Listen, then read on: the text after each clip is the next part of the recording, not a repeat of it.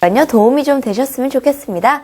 자, 그럼 미니 강의 한번 만나볼 텐데요. 네. 오늘은 또 어떤 주제로 미니 강의 준비해 주셨나요? 네, 오늘은요, 류마티스 관절염인데, 이 류마티스 관절염이 자궁의 상태와 밀접하게 연관이 있다는 주제로 설명을 드리고요. 네. 그리고 이어서 6년간 생리가 없다가, 류마티스 관절염 저하 한방치료를 하면서 6년 만에 생리가 다시 시작된 20대 여성분 사례도 소개를 해드리겠습니다. 그렇군요. 네.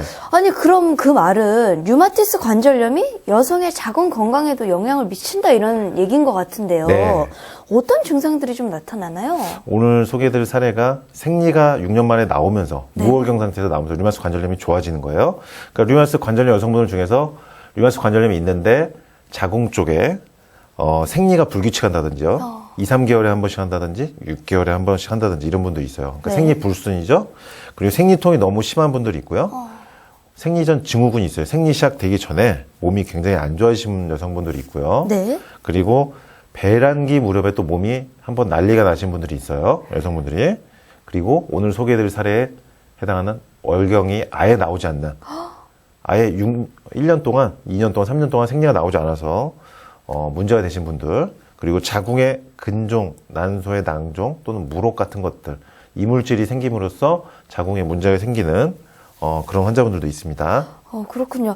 원장님, 류마티스 관절염 여성분들 중에 뭐 두세 달에 한 번 생리를 한다든지 아니면 6개월 정도를 건너뛰다가 하는 경우가 많이 있나요? 예, 그 류마티스 관절염이 없다 하더라도 네. 일반적인 여성분들 중에서 이런 경우를 볼 수가 있어요. 자궁이 상당히 약한 분들이고요. 네. 오늘 소개해드릴 분 사례는 이제 6년 동안 생리가 없다가 생리가 나온 분이었잖아요. 네. 근데 제가 이제 짧게 소개를 하나 해드리면요. 6개월에 한 번씩 생리를 하는 분이 있었어요. 그러니까 1년에 2번 하는 거죠. 그러네요. 예, 그런 20대 여성 류마티스 관절염 환자분이 있었는데 이분이 왔을 때 진찰을 해보니까 양약을 복용하면서 몸이 차가워지고 혈관 수축되다 보니까 냉증이 와서 생리를 6개월에 한 번씩 하던 류마티스 관절염 환자분이었는데 이분 자궁을 따뜻하게 하면서 손발로 혈액순환을 잘 되게 하니까 네. 생리가 한 달에 한 번씩 정상적으로 나오면서 류마티스 관절염 손가락의 통증이 줄어들어도 손가락이 펴졌던 그런 사례가 있습니다. 이것만 봐도 류마티스 관절염과 월경, 생리와 네. 굉장히 밀접한 연관이 있다는 거죠. 생리가 좋아지니까 류마티스 관절염도 좋아진다. 그러네요. 네. 원장님, 이 여성들의 경우에는 사실 자궁에 물혹이 생긴다든지 아니면 자궁 근종이다 이런 얘기를 진단을 좀 많이 받긴 하거든요. 네. 그런데 류마티스 관절염 여성분들에게 이런 경우가 자주 오는 건가요? 네. 요즘은 그 젊은 여성분들도요. 네. 그 산부인과에서 이렇게 초음파 검사하다가 자주 발견이 됩니다. 맞습니다. 자궁에 어떤 근종이 있거나 뭐 난소의 낭종, 네. 물혹 같은 것들이 생기는데 류마티스 관절염 여성분들 중에서 이렇게 자궁에 어떤 혹이 생긴 경우, 근종이 생긴 경우가 많다는 거예요. 네. 그래서 제가 최근에 치료해드린 사례 환자분 잠깐 짧게 소개해드리면은 네. 30대 이제 여성분인데 이분이 자궁에 근종이 있었어요. 근데 이제 류마티스 관절염이 동시에 나타난 거였고 네. 저하고 이제 한방 치료 시작하면서 이분 자궁 근종을 축소시키고 몸에서 작아지게 하는 소멸시키는 한약을 주면서 식이요법을 하면서 류마티스 치료하고 자궁 근종 치료를 같이 하니까 어느 날 갑자기 하열이 좀 쏟아지면서 자궁 근종이 없어지고 초음파상으로 근종이 없어졌다는 진단을 받게 됩니다. 네. 그런데 중요한 건 근종이 없어지니까 류마티스 관절염도 통증이 없어졌다는 거예요. 신기하네요. 예, 그러니까 자궁의 근종이 없어지면 류마티스 관절염이 좋아진다.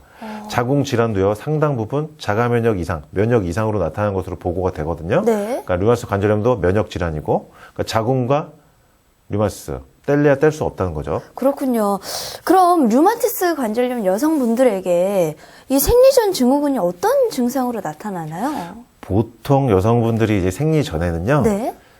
슬슬 이제 식욕이 올라와요. 그렇죠. 보통 식욕이 올라오거나 또 몸이 이제 아파지는 경우 있고요.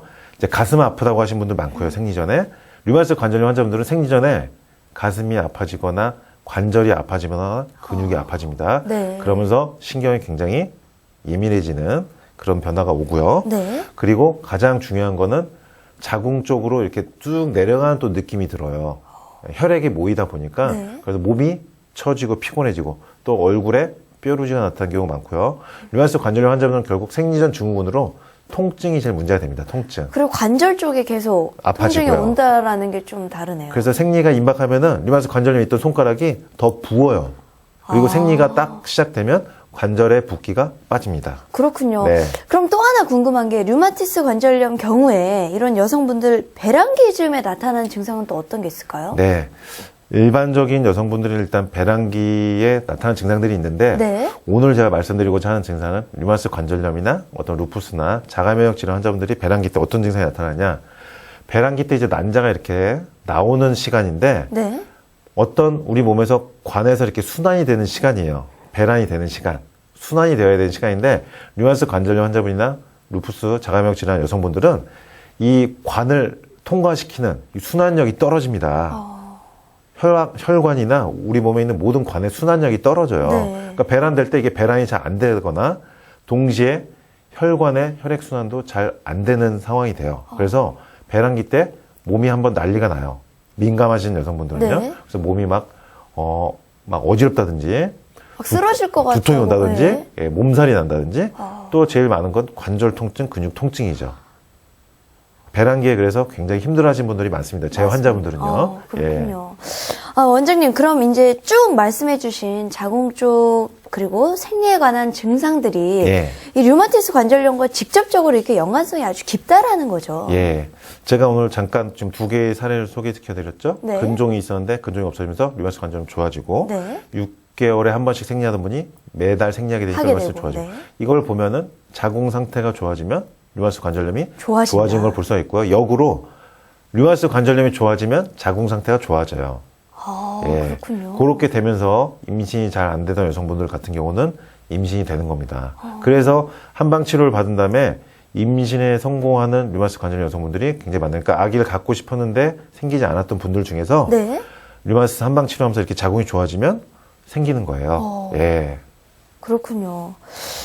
참 들을수록 좀 신기하기도 하고 네. 이제 자궁 쪽에 무록이 있거나 근종이 있을 때 그것만 신경 쓰는 게 아니라 류마티스 쪽도 한번 살펴봐야겠다 이런 생각이 그렇죠. 들거든요.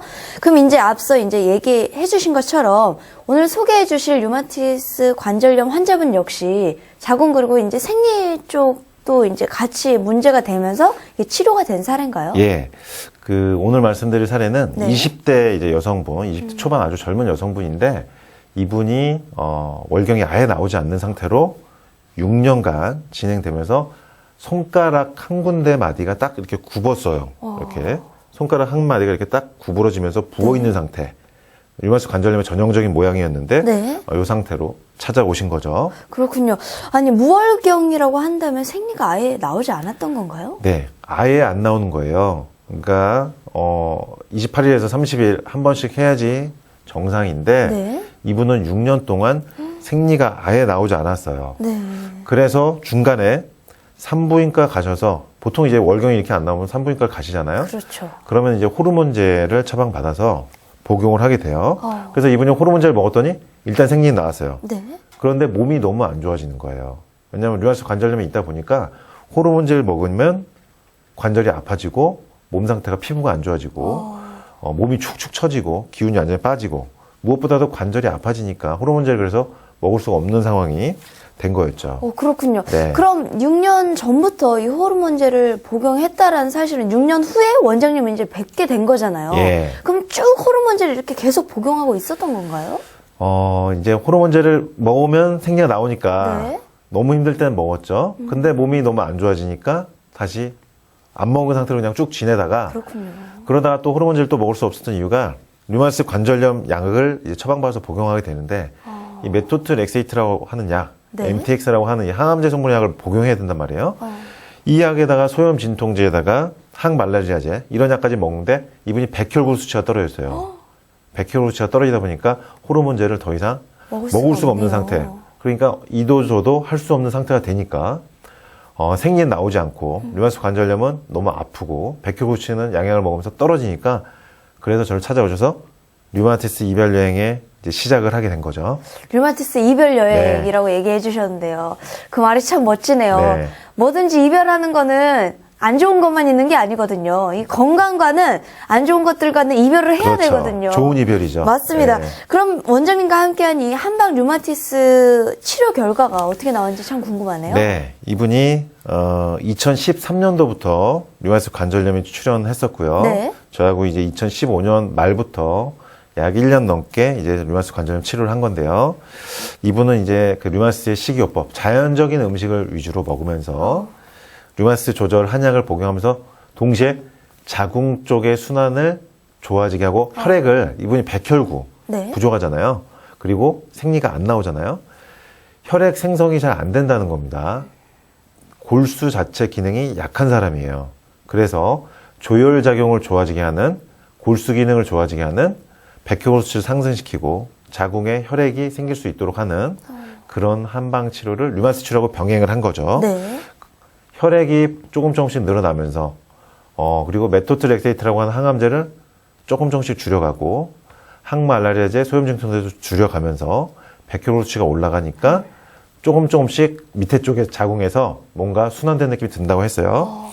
그러는 중간에 양약을 줄여가는 중간에 류마티스 관절염이 조금씩 좋아지면서 손가락이 펴지기 시작했어요. 그러면서 갑자기 어느 날 6년 만에 호르몬제 복용하지 않는 상태에서 6년 만에 생리가 시작된 겁니다. 아, 처음으로 먹지 않고 이렇게 나온 그렇죠. 거네요. 호르몬제를 먹지 않고서 6년 만에 처음으로 생리가 나온 거예요. 자력으로. 네. 저는 그게 그렇게까지 깊은 일인지는 사실 몰랐어요. 남자니까 그 의미를 잘 체감을 못 하잖아요.